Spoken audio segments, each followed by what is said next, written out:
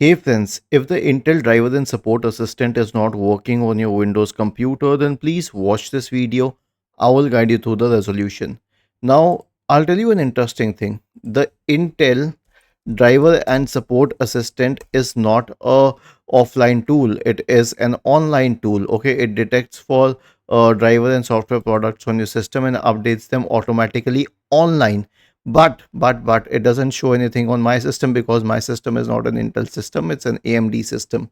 So here's the thing. What would you do if an online tool is not working? Because an online tool picks up everything from the server itself.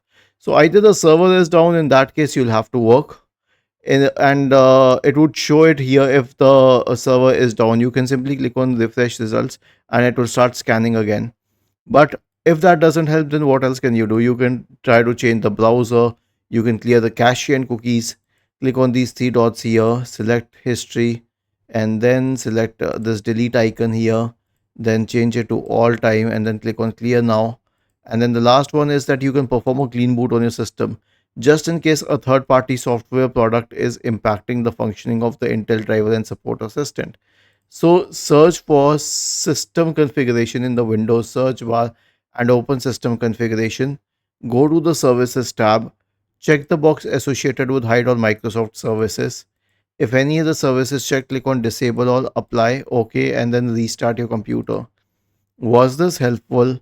If yes, then please subscribe to the channel. If not, then let us know in the comment section of the video on how we could help you further. Thank you for watching this video and have a nice day.